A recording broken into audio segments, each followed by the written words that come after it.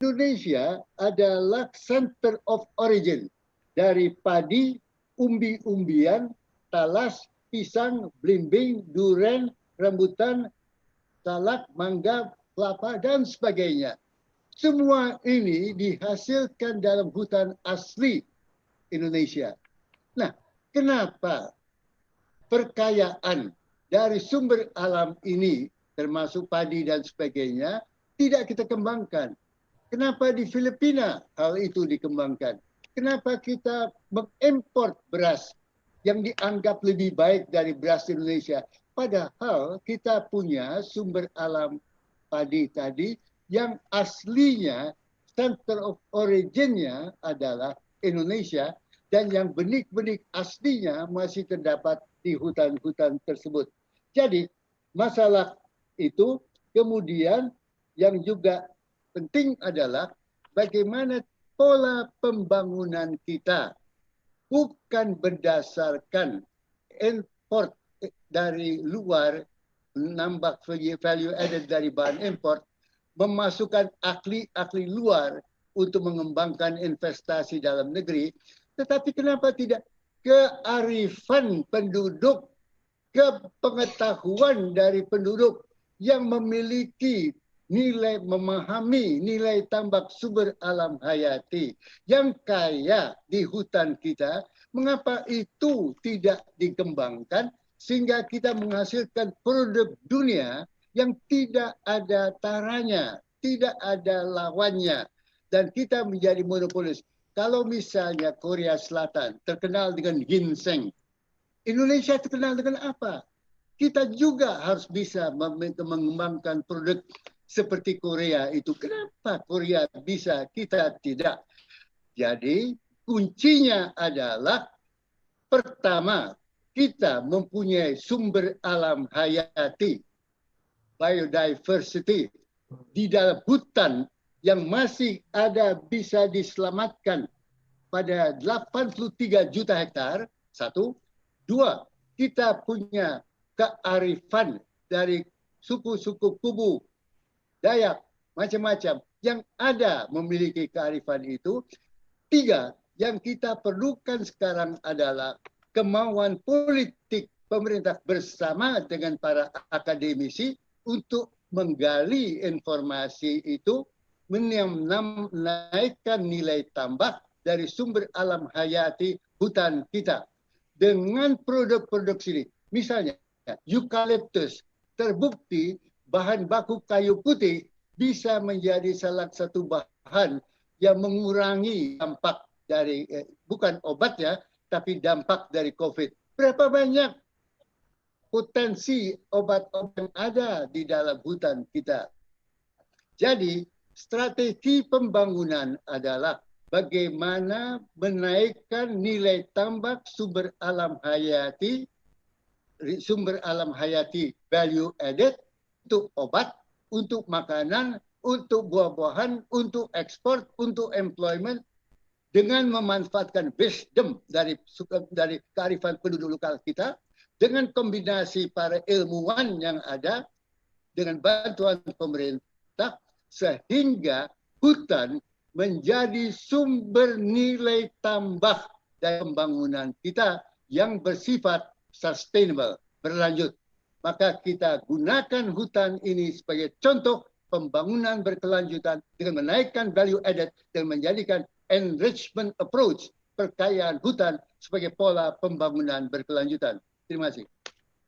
Oke, baik Prof. Terima kasih untuk penjelasannya tadi, dan juga memang mungkin kalau saya boleh sedikit mengambil kesimpulan, ini artinya memang saat ini yang perlu dilakukan adalah bagaimana supaya masyarakat ini lebih kreatif lagi mungkin ya di sini ya, bisa dikatakan seperti itu, untuk membuat sesuatu yang ini loh signature-nya Indonesia. Tadi menarik Prof bilang itu tuh Korea mereka punya ginseng di sana. Indonesia punya apa dong? Nah, ini harusnya mungkin teman-teman sekarang sudah memikirkan kira-kira signature-nya Indonesia apa nih yang bisa kita jual nanti keluar seperti itu.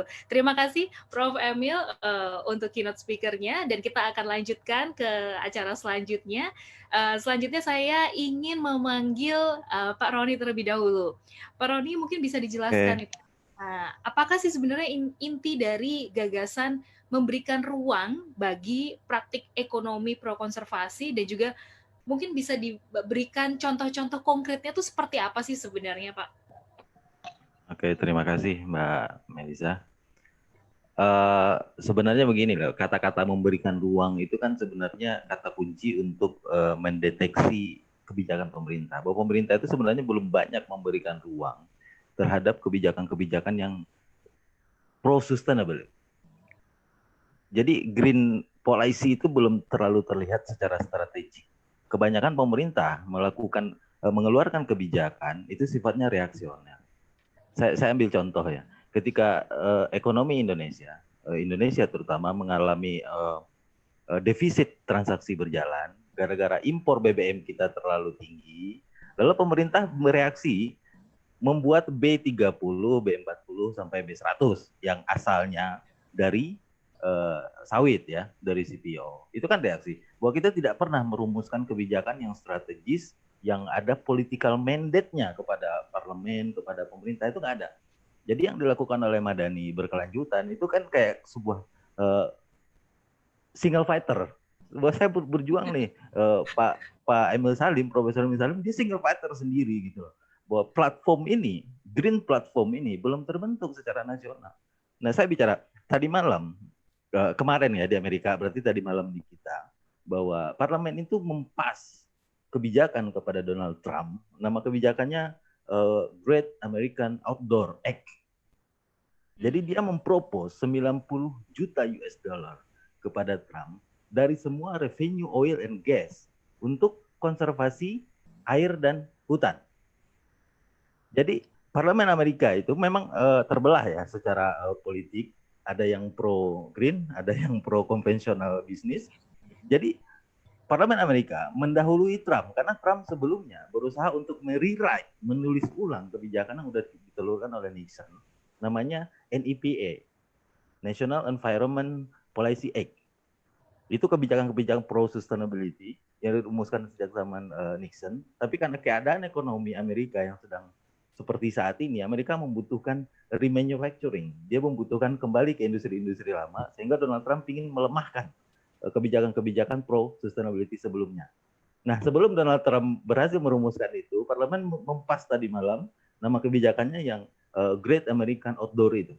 Jadi dia pingin 900 juta US dollar dari semua revenue gas and oil itu diperuntukkan untuk konservasi air dan hutan. Ini salah satu, bahwa struggle-nya berlangsung di level nasional. Kalau kita kan, karena negara developing countries itu kan rata-rata belum berbicara tentang green economy. Dia masih berjibaku dengan sistem ekonominya yang masih seperti ini. Rebutan antara mau kiri atau kanan secara ideologis gitu loh. Rebutan antara bicara equality atau mau pro kapitalistik dan lain-lain. Kita belum selesai dengan itu. Jadi sekarang saya bicara, kita jujur aja ya, hasil Duke University 2019 mengatakan bahwa kerusakan hutan terbesar itu disebabkan oleh sawit. Kita buka-buka aja ya. Kita buka-buka aja. 2011 sampai 2016 hasil riset satelit dari Duke University. Itu judulnya What Caused Deforestation in Indonesia. Itu bisa dicari. Yang pertama itu 2011 sampai 2016 2 juta hektar itu hilang. Hutan itu untuk sawit. Kita harus buka. Dan kita tidak bisa mengingkari bahwa Indonesia itu butuh itu. Ekspor CPO itu punya sumbangsih terbesar terhadap devisa Indonesia. Dan kita butuh itu. Jadi kita tidak bisa ujuk-ujuk mengatakan bahwa kita harus merubah ini. Intinya kita harus bernegosiasi. Untuk green economy, untuk sustainability policy ini harus kita perjuangkan. Saya sepakat bahwa risiko-risiko yang kita alami ke depan dari perubahan iklim, dari deforestasi ini membahayakan. Udah berapa titik di Indonesia terjadi banjir, kita pernah mengalami ditutup asap berminggu-minggu gitu di Riau itu butuh perbaikan kebijakan, dan kita belum menemukan keberpihakan yang strategis. Saya ulang lagi ya, keberpihakan yang strategis dari pemerintah. Selama ini keberpihakannya baru bersifat reaksioner, ada masalah dia tutupi. Nah, sekarang saya balik ke Mbak Nadia tadi bilang bahwa dana pen ya katakanlah 1.000 ya terakhir itu dana PEN itu 1.000 dirumuskan sehingga kita mengalami defisit anggaran yang diperlebar, PP-nya dirubah gitu. Itu tidak berbicara tentang proekonomi Mbak Nadia. Kita berbicara tentang antisipasi COVID satu secara kesehatan. Yang kedua, antisipasi krisis lanjutan dari penutupan sementara, dari lockdown dan lain-lain. Itu aja. Pemerintah tidak berbicara tentang sustainability development, anggaran ini buat ini gitu. Belum ada. Saya belum melihat di dalam anggaran itu gitu. Jadi itu masuk ke dalam insentif kredit, insentif untuk UMKM, untuk kartu prakerja gitu loh. Dan perbankan dana itu tidak masuk. Bahwa perjuangan ini belum sampai ke level strategis. Ini baru single fighter Prof. Emil Salim dari tahun 80-an sendiri berbicara green economy, belum ada temannya. Sekarang udah mulai banyak dan itu masih di luar area pengambil kebijakan. Nah, kita kembali ke Amerika contohnya. Bahwa ini sudah menjadi platform di Partai Demokrat. Kita tanpa mendukung Demokrat atau Republik ya. Ini sudah menjadi platform renewable energy ini. Sehingga pengusaha-pengusaha yang berbasiskan energi terbarukan ada di belakang Partai Demokrat. Sementara pengusaha-pengusaha lama deep state-nya ya istilahnya, deep state-nya Donald Trump ini kebanyakan kan oil company, gas company, otomotif gitu yang konvensional bisnis, yang masih menggunakan energi zaman lama, fosil dan sebagainya. Dan Trump ingin membalik itu karena keadaan ekonomi. Ketertekanan ekonomi Amerika yang membutuhkan reaktivasi kembali ekonomi model lama. Gitu.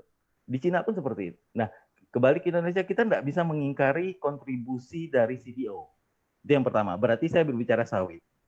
Sawit itulah tahun 2011 sampai 2016 2 juta hektar lebih yang hilang. Sementara menurut data Forest Watch Indonesia, secara rata-rata 1,4 juta hilang di Indonesia. Tutupan hutannya, gitu. Nah, hal yang kontradiktif terjadi ketika tahun 2016-2017, justru Indonesia sama Norwegia berhasil melakukan kerjasama penghilangan karbon. Itu nama kerjasamanya kalau nggak salah RED itu ya. Mau dikasih 56 juta US dollar katanya oleh Norwegia kan. Karena kita berhasil menghilangkan emisi karbon sekitar 11 juta. Dikali satu ton $5 bla bla bla dapatnya 56 juta US dollar. Tapi di sisi lain kita kehilangan lahan tutupan hutan itu hampir 1,4 juta per tahun. Nah, dari kategori yang diteliti oleh Duke University ini itu Sumatera dan Kalimantan paling besar itu hilang karena perkebunan. Itu kita rasakan sawit. Sebagian di Kalimantan karena tambang. Sementara di daerah timur, terutama di Irian itu paling banyak terjadi pembalakan hutan. Illegal logging. Nah, kalau bicara illegal logging, saya ingat lagi hasil penelitian Chatham House Amerika tahun 2003 ya, bahwa kontribusi Indonesia itu paling besar di dalam bisnis illegal logging di dunia itu Indonesia paling besar. Jadi Chatham House hasil risetnya 2013 mengatakan bahwa bisnis kayu ilegal itu di dunia paling besar dari Indonesia. Nah, ini menyatakan bahwa kita berbicara ini bahwa kita masih memulai ternyata. Jadi yang dimulai oleh Prof. Emil itu terus kita lakukan, tapi belum masuk ke platform politik. Sehingga ke depan, ini sekedar saran ke depan, bahwa perjuangan ini nggak masalah mungkin Madani, Pak Emil, dan sebagainya, kita melakukan endorsing, melakukan literasi green economy ini ke partai-partai yang berkemungkinan ke depan akan menjadi penguasa, termasuk ke tokoh-tokoh muda. Gitu lah. Ya, itu baik. Salah satu. Nanti selanjutnya kita nanti kita akan bahas lebih lanjut lagi, Pak Roni. Karena kita tambah dulu sedikit. Ada sedikit. Boleh, karena Prof. Emil tadi bicara Korea. Kemarin saya baca Tribun Korea Tribun. Bulan lalu Korea itu berhasil meresmikan proyek energi terbarukan solar panel untuk 27.000 rumah. Itu juga bisa kita jadikan contoh ke depan untuk Indonesia, bahwa kita juga punya panas yang sama dengan Korea gitu. Itu dulu sementara. Iya betul sekali Pak Roni. Mungkin kalau di Indonesia kalau dibandingkan dengan Korea ada beberapa musim di sana kan. Kalau di Indonesia kita tropis terus. Ya. Benar sekali nih. Memang energi terbarukan saatnya sekarang dimunculkan, dan tadi menariknya di sini adalah mengenai kebijakan sih. Saya tertarik karena memang benar kalau di Indonesia sampai saat ini yang namanya kebijakan reaksional itu memang terus-menerus terjadi begitu ya Pak ya. Dan kita harapkan semoga kedepannya nanti kebijakan strategis yang tujuannya jelas pasti, terutama untuk penghijauan lah. Di sini benar-benar bisa dilaksanakan. Nah, sebelum kita lanjut lagi, terima kasih sebelumnya Pak Roni. Dan sebelum kita lanjut lagi, kita akan masuk ke polling lagi, teman-teman. Silakan teman-teman mengisi polling selanjutnya. Pertanyaannya adalah, menurut Anda semua, perubahan mendasar apa nih yang paling menentukan supaya Indonesia bisa membangun ekonomi tanpa merusak lingkungan? Ada 3 pilihannya, sistem keuangan, sistem politik, ataupun sistem hukum. Wah, silakan teman-teman memilih yang paling menentukan supaya Indonesia bisa menerapkan ekonomi hijau seperti apa nih kira-kira? Kita berikan waktu kurang lebih 1 menit dan kita tunggu hasil polling dari teman-teman seperti apa. Dan untuk teman-teman yang ingin bertanya, silakan mengisi di bagian Q&A. Nanti kita akan pilih beberapa pertanyaan di sini untuk kita tanyakan kepada para panelis kita di hari ini. Baik, ini kita masih menunggu hasil pollingnya.